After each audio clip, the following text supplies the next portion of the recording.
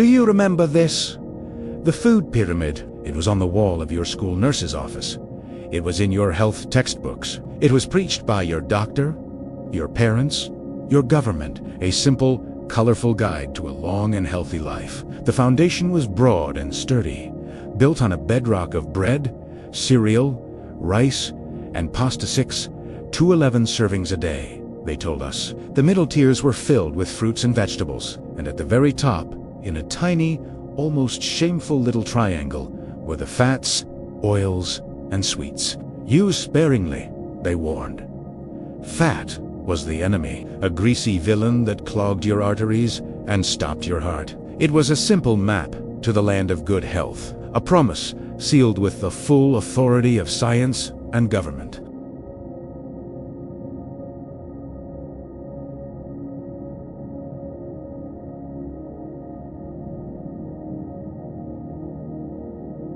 It was a lie, and it may be the single most destructive, most profitable lie told to the last 2 generations. It was not a map to health. It was a weapon of economic policy. A recipe engineered not to nourish you, but to make you sick, compliant, and poor. For 50 years, we have followed this guide. And for 50 years, we have been walking deeper and deeper into a swamp of chronic disease. Today, we don't just question the pyramid. We burn it to the ground.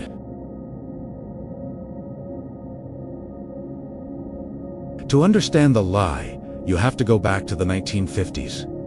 America was a nation gripped by a new kind of fear, not of nuclear war, but of a silent killer attacking its most powerful men: heart disease. When President Dwight D. Eisenhower suffered a massive heart attack in 1955, it became a national crisis. The country demanded an answer. A villain they could fight, and an ambitious, charismatic scientist named Ancel Keys was ready to give them one. Keys had a theory so simple, so elegant, it was seductive. The diet heart hypothesis. It claimed that dietary fat, specifically saturated fat from animal products like meat, eggs, and butter, raised cholesterol in the blood, which then clogged your arteries and caused heart attacks. Fat was the killer. It was a clean, simple narrative, and to prove it, Keys launched his now infamous 7 countries study. He presented data from 7 countries that appeared to show a direct, linear relationship.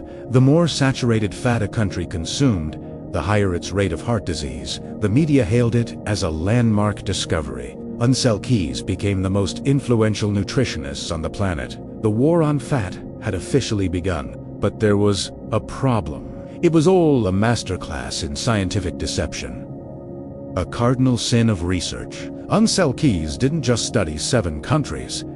He had data from 20. He simply threw out the countries whose data didn't fit his preordained conclusion. He ignored countries like France, where the population ate a diet rich in saturated fats, butter, cheese. Crimea had some of the lowest rates of heart disease in the world. This became known as the French paradox. He ignored neighboring Switzerland, with a similar fatty diet and low heart disease. He ignored West Germany, where fat consumption was high but heart disease was low. He cherry-picked his data to tell the story he wanted to tell. This wasn't science, it was dogma. But the story was too good to check. The world had found its villain.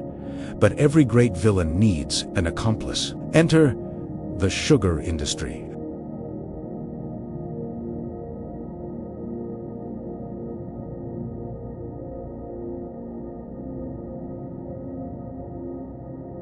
For decades, the sugar industry knew their product was toxic. They knew it was linked to the alarming rise in obesity, diabetes, and heart disease. They were facing a public relations nightmare.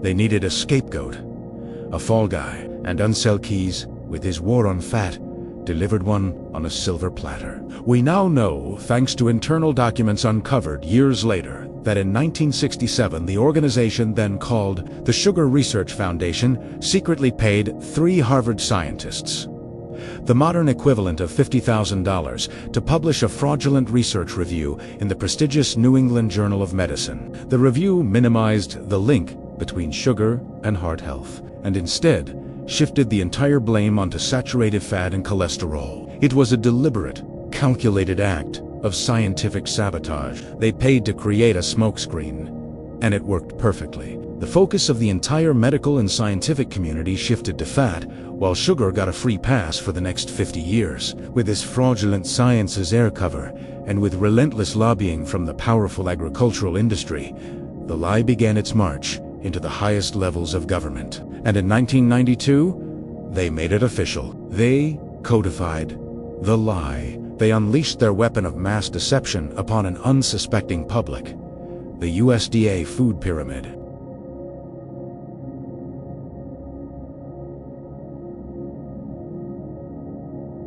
Look at its base, the foundation of this supposedly healthy diet: 6 to 11 servings a day of bread, cereal, rice, and pasta. Why? Was it because of the overwhelming science? No.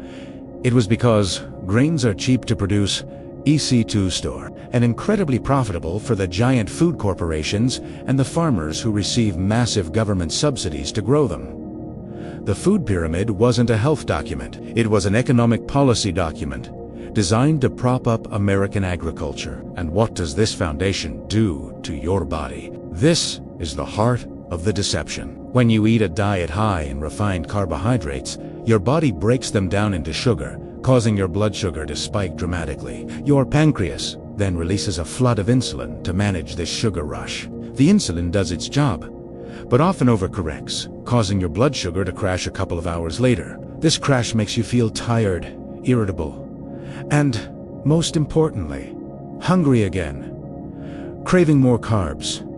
It's a vicious cycle. They gave you a diet built on a fuel source that guarantees you will be hungry all the time. It makes you a perfect consumer, constantly reaching for the next snack, the next box of cereal, to next soda. You are trapped in a biological roller coaster designed to make you eat more. And the foods that provide long-lasting, stable energy, the foods that have sustained humanity for millennium, fish, eggs, healthy fats, were banished to the top of the pyramid, demonized as poisons to be eaten sparingly. It was a complete top-to-bottom inversion of human nutrition, an act of nutritional gaslighting on a global scale. And what was the result of this 50-year experiment? Did we become healthier? Did we win the war on heart disease?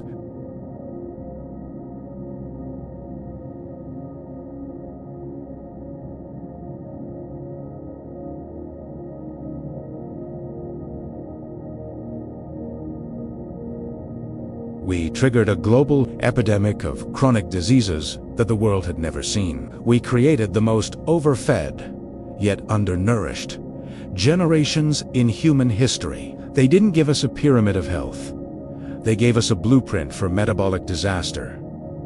A business model that creates lifelong customers for the pharmaceutical industry. The very structure of the food pyramid slowly transforms a healthy person into a patient who will need drugs for high blood pressure, drugs for high cholesterol, drugs for diabetes. One industry creates the sickness, the other sells the cure. It is a perfectly closed, perfectly profitable loop.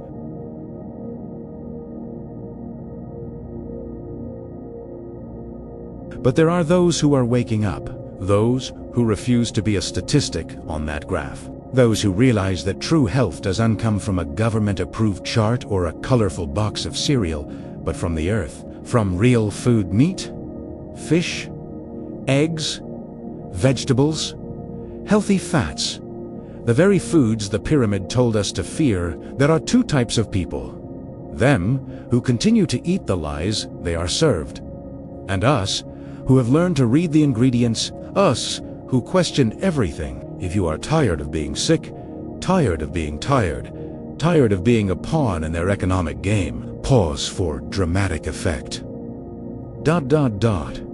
Then stop following their recipe. Subscribe and start writing your own.